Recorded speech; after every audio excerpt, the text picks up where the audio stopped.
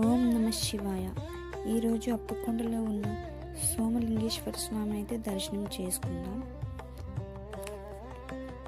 ఎన్నో పురాతనమైన ఆలయాల్లో ఈ ఆలయం ఒకటి. ఎంతో చరిత్ర ఉన్న ఆలయం. ప్రతి సంవత్సరం మహాశివరాత్రి సందర్భంగా ఎంతో మంది భక్తులు విచ్చేసి సోమలింగేశ్వర స్వామిని అయితే దర్శనం చేసుకుంటారు. అక్కడే సముద్ర స్నానాలు అయితే ఆచరించి శివరాత్రిని ముగించుకుంటారు.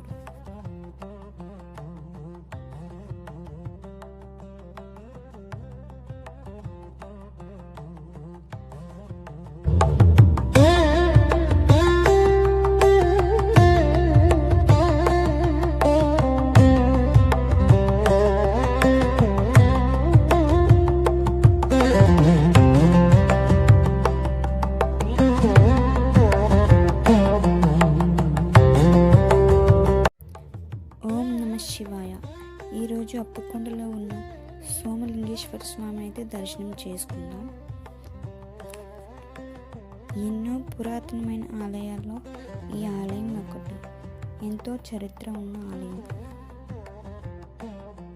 ప్రతి సంవత్సరం మహాశివరాత్రి సందర్భంగా ఎంతో మంది భక్తులు విచ్చేసి సోమలింగేశ్వర స్వామిని అయితే దర్శనం చేసుకుంటారు. అక్కడే సముద్ర స్నానాలు అయితే ఆచరించి శివరాత్రిని ముగించుకుంటారు.